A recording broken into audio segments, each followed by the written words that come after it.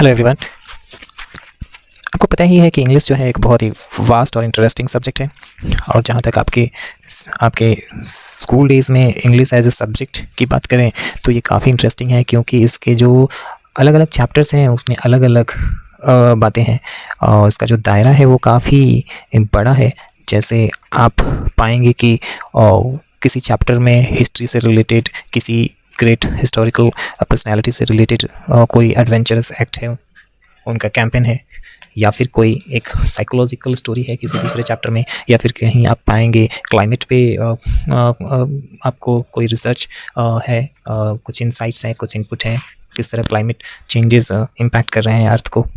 ये आपको पढ़ने को मिल सकता है, या फिर सिंपली कोई एक स्टोरी आपके समक्ष रखी जा सकती है। तो इंग्लिश में जो वैरायटी है वो शायद ही किसी अन्य सब्जेक्ट में आपको मिले। सो लिटरेचर तो आप सीखते ही हैं, लैंग्वेज की ब्यूटी तो आप सीखते ही हैं, अलग अलग चीज़ों के बारे में आपको नॉलेज भी मिलता है जो कि आपके लाइफ टाइम आपको काम आता है। सो शायद अल्फ़ा बीटा गामा हर जगह आपको काम ना आए, मगर ये जो कॉन्वर्सेशन है वो आपको हमेशा कहीं भी आपको काम आएगा। सो आइए इसी एक अच्छी बात से इस चैप्टर को हम लोग देखते हैं। क्वेश्चंस को देखकर स्क्रीन पे अपने आप समझ ही गए होंगे कि ये जो क्वेश्चंस हैं वो journey to the end of the earth chapter से लिए गए हैं, क्लास 12 का, और इसके राइटर हैं तिशानी दोशी। पहला क्वेश्चन है व्हाट वाज एकेडमिक सोकाल्स्की। दूसरा क्वेश्चन है what was its mission and how was it accomplished. तीसरा क्वेश्चन है how did Tishani Doshi reach Antarctica. So पहला क्वेश्चन सिंपल सा है, उसका मीनिंग है कि इस एकेडमिक सोकाल्स्की या फिर द एकेडमिक सोकाल्स्की क्या था। सो आंसर को देखते हैं हम लोग quickly. The academic Shokalskiy was a Russian research vessel. Akademik सोकाल्स्की जो था एक रशियन रिसर्च वेसल था। रिसर्च के लिए एक बड़ी सी शिप थी, वेसल बिग शिप को बोलते हैं, लार्ज शिप को बोलते हैं, और ये रशियन ओरिजिन की थी, रसा की थी। Akademik Shokalskiy was a Russian research vessel. So one line line में एक सिंपल सा आंसर है। कुछ और डिटेल अगर आप इसमें ऐड करना चाहते हैं तो ये आगे की दो लाइन यूज़ कर सकते हैं। Tishani Doshi was working on the academic Shokalskiy with the Students on ice programme headed by Canadian Jeff Green. So Students on Ice जो एक प्रोग्राम था जो कि हेड किया जा रहा था, यानी लीड किया जा रहा था कैनेडियन जेफ ग्रीन के द्वारा, और ये प्रोग्राम एकेडमिक सोकाल्स्की पर हो रहा था जो कि एक रिसर्च वेसल थी, उसकी हेल्प से हो रहा था। और तिशानी दोशी जो थी वो इस पे काम कर रही थी, स्टूडेंट्स प्रोग्राम के साथ जुड़ी हुई थी और एकेडमिक सोकाल्स्की पे ही वो काम कर रही थी। और ये जो स्टूडेंट्स ऑन आइस प्रोग्राम है इसके हेड थे कनाडा के जेफ ग्रीन। सो ये उस रशियन रिसर्च वेसल के से रिलेटेड कुछ एक्स्ट्रा इन्फॉर्मेशन है जो डिपेंडिंग ऑन द क्वेश्चन आप इसको रख सकते हैं, या फिर वन लाइनर में अगर क्वेश्चन की डिमांड है तो आप इसका आंसर वन लाइन में दे सकते हैं कि it was a Russian research vessel. Second question है what was its mission and how was it accomplished. So the programme students on ice took high school students. अब हमको यहाँ पे ये समझना है कि जो स्टूडेंट्स ऑन आइस प्रोग्राम जो है वो सोकाल्स्की, एकेडमिक सोकाल्स्की जो शिप थी, जो वेसल थी, उस ये दोनों इंटर रिलेटेड हैं, क्योंकि Students on ice programme was taking place on board the academic Shokalskiy, क्योंकि एकेडमिक सोकाल्स्की शिप से ही तिशानी दोशी और स्कूल, हाई स्कूल के जो बच्चे हैं वो अंटार्कटिका जाते हैं, अंटार्कटिका को एक्सप्लोर करने के लिए। सो स्टूडेंट्स ऑन आइस एक प्रोग्राम है और द एकेडमिक सोकाल्स्की जो है वो एक लार्ज वेसल है। और इस program, students on ice program के माध्यम से सोकाल्स्की एंड द एकेडमिक सोकाल्स्की जो वेसल है उस पर उसको बोर्ड करके अंटार्कटिका को जाते हैं तिशानी दोशी और ये स्कूल के, हाई स्कूल के बच्चे, जिन्हें फ्यूचर जनरेशन का पॉलिसी मेकर्स समझा जाता है। और ये जो स्टूडेंट्स ऑन आइस प्रोग्राम है उसके हेड हैं कनाडा के Geoff Green. So the programme students on ice took high school students, जो प्रोग्राम था स्टूडेंट्स ऑन आइस, ये हाई स्कूल स्टूडेंट्स को, जिन्हें समझा जाता है who are considered as future generation of policy makers, जिन्हें फ्यूचर जनरेशन का, भावी पीढ़ी का पॉलिसी मेकर्स, कानून बनाने वाले, नियम बनाने वाले पॉलिसी मेकर्स के रूप में देखा जाता है, उन हाई स्कूल के बच्चों को, स्टूडेंट्स को अंटार्कटिका ले जाने का ये काम करती है। एंड प्रोवाइडेड देम और उनको प्रदान करती थी, देती थी इंस्पायरिंग एजुकेशनल अपॉर्चुनिटीज़। सो प्रेरणादायक, एजुकेशनल मतलब शिक्षाप्रद, शिक्षा देने वाला, अपॉर्चुनिटीज़, अवसर देती थी। So that they might foster a new understanding, ताकि वो एक नई समझ का विकास कर पाएँ। न्यू अंडरस्टैंडिंग मतलब एक नई समझ, फोस्टर मतलब डेवलप करना, विकास करना। सो एक नई समझ का विकास कर पाएँ अर्थ के बारे में, and respect for the earth, और अर्थ के प्रति रिस्पेक्ट भी डेवलप कर पाएँ। सो ये जो था उस सोकाल्स्की, एकेडमिक सोकाल्स्की बोर्ड पे के माध्यम से ये जो प्रोग्राम था स्टूडेंट्स ऑन आइस प्रोग्राम, उस उसका ये एक मिशन था। सो आगे अगर इसके मिशन के बारे में हम और पढ़े तो हम कह सकते हैं कि the mission of the vessel was to reach and explore Antarctica. So जो मिशन था इस वेसल का वो था अंटार्कटिका पहुंचना और इसको डिस्कवर करना, एक्सप्लोर करना, to know more about it. ये अंटार्कटिका के बारे में ज़्यादा जानना, इसके बारे में खोज करना, ये इसका मिशन था इस वेसल का और स्टूडेंट्स ऑन आइस प्रोग्राम का। And try and understand the earth's past, और वहाँ पर जाकर अंटार्कटिका को एक्सप्लोर करके अर्थ के पास्ट को, प्रेजेंट को और फ्यूचर को समझने की कोशिश करना था। सो ये एक्चुअल मिशन था इस वेसल का, इस वेसल का नाम था द एकेडमिक सोकाल्स्की, जो एक रशियन रिसर्च वेसल थी। It is easy to be blasé about polar ice caps melting.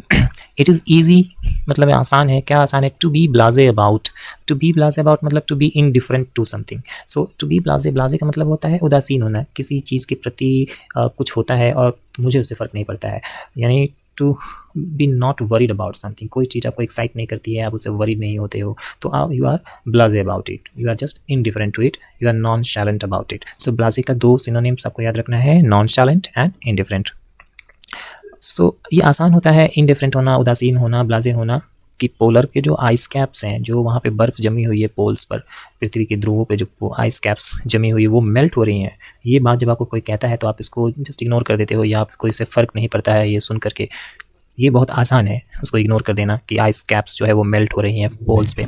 And ozone layer deplete हो रही है ना, while sitting in the comfort zone of your house. जब अपने घर में बैठे हैं आराम से, तब आप ये सारी बातें जब सुनते हैं कि ओजोन लेयर का डिप्लीशन हो रहा है और पोलर आइस कैप्स मेल्ट हो रही हैं, जो आइस जो जमी हुई है पोल्स पे वो मेल्ट हो रही हैं, पिघल रही हैं, या फिर ओजोन लेयर डिप्लीट हो रही है, क्षय हो रही है, वीकन हो रहा है, इनके बारे में जब हम सुनते हैं अपने कंफर्ट जोन में जब होते हैं तो हम बस इससे इग्नोर कर देते हैं, we just become indifferent to it, हमें इसमें कोई इंटरेस्ट नहीं होता है। हाउएवर, किंतु when you actually go near the south pole Antarctica, लेकिन जब आप असल में साउथ पोल के पास जाते हैं, अंटार्कटिका जाते हैं एंड विजिबली सी ग्लेशियर्स, और एक्चुअली देखते हैं ग्लेशियर्स को, ग्लेशियर्स जो होते हैं वो बर्फ़ की बड़ी बड़ी चट्टानें होती हैं जो कि पानी में तैरती हैं, बहुत ही विशाल बर्फ़ का टुकड़ा होता है जो कि पानी में तैरते रहता है, उन्हें ग्लेशियर्स कहते हैं। सो वो रिट्रीट होती हैं, वो पीछे की तरफ हटती हैं, and visibly see glaciers retreating, यानी वो रिट्रीट होती हैं, टूट कर हटती हैं।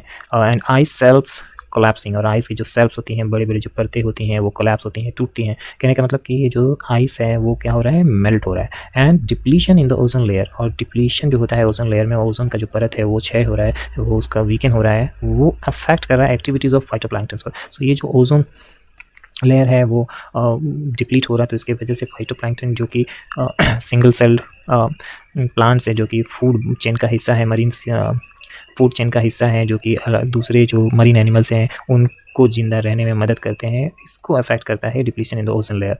और इसका प्रभाव पड़ता है सीधा सीधा, इस depletion of the ozone layer का प्रभाव पड़ता है फाइटोप्लैंक्टन पे, इन प्लांट्स पे, और इसका एक कॉन्सिक्वेंट इम्पैक्ट यहाँ पड़ता है, यानी एक इंटर्न एक रिजल्ट जो एडवर्स इम्पैक्ट पड़ता है वो होता है मरीन लाइफ्स के जीवन पे, जो सी से रिलेटेड एनिमल्स हैं, जो सी क्रीचर्स हैं, मरीन लाइफ्स के जो एनिमल्स हैं उन पे फर्क पड़ता है। And birds of the region को इम्पैक्ट करते हैं, जो उस क्षेत्र की जो बर्ड्स होती हैं उनको भी इम्पैक्ट करता है ये।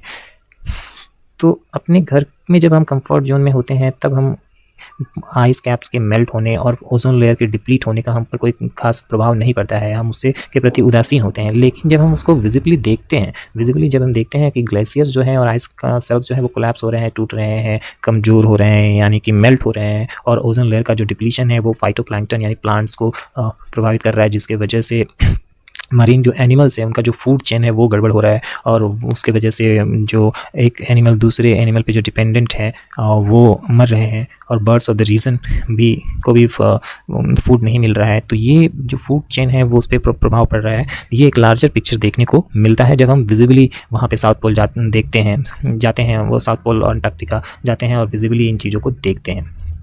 तब क्या होता है, यू बिगिन टू रियलाइज, आप महसूस करना शुरू कर देते हो that the threat of global warming is very real. तब आप ये महसूस करना शुरू कर देते हो कि जो डर है ग्लोबल वार्मिंग का वो बिल्कुल वास्तविक है, वो बिल्कुल सच्चा है, यानी ग्लोबल वार्मिंग वाकई में बहुत ही भयावह है।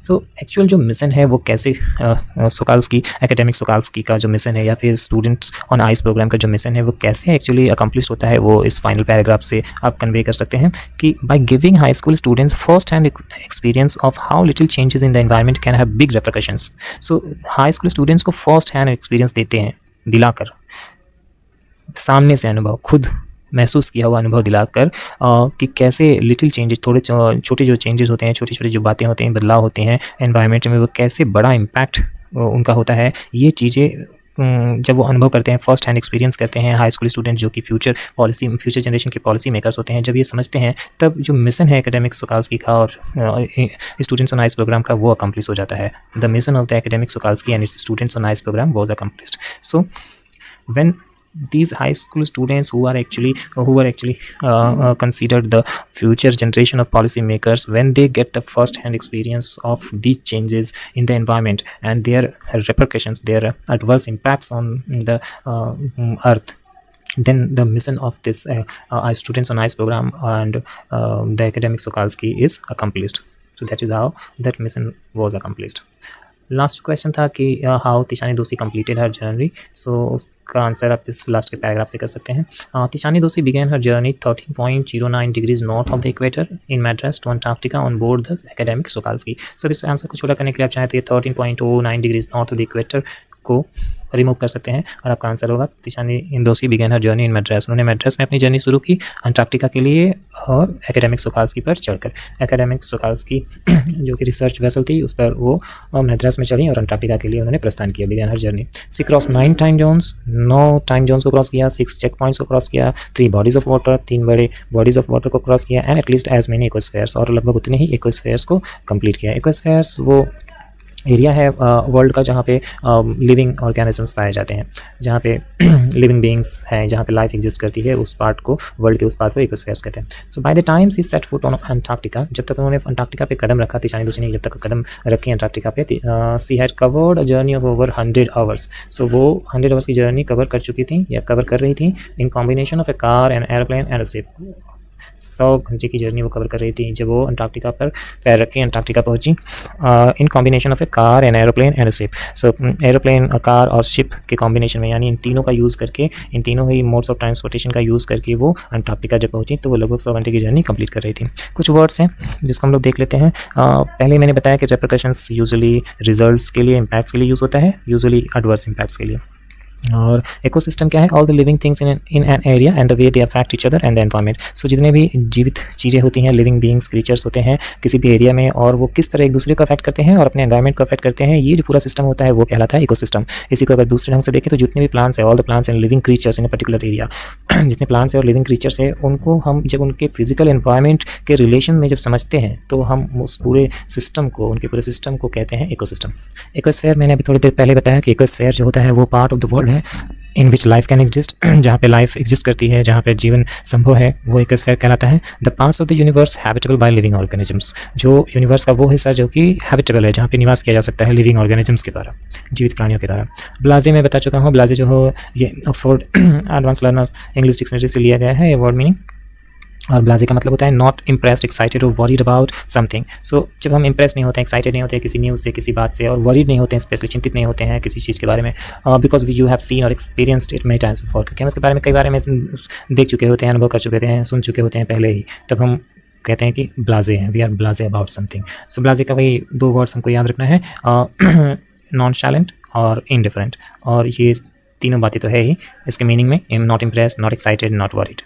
सो ये एक आंसर है जिसको आप अच्छे से अगर स्टडी कर पाएँ तो इस तरह के क्वेश्चंस, ये क्वेश्चंस या फिर इस तरह के क्वेश्चंस जो इसके आसपास के क्वेश्चंस होंगे, आप उनको बहुत ही अच्छी तरह से आंसर कर पाएंगे। और अगर आप उनकी मीनिंग को, वर्ड्स को अच्छे से स्टडी करके आप आंसर करेंगे और जो चीज़ें हैं उनको याद रखेंगे तो एग्ज़ाम में उसको छोटा या बड़ा कर पाएंगे ज़रूरत के हिसाब से और क्वेश्चन के हिसाब से उसमें सेंटेंसेस को छोटा बड़ा करके लिख पाएंगे। Thanks for watching.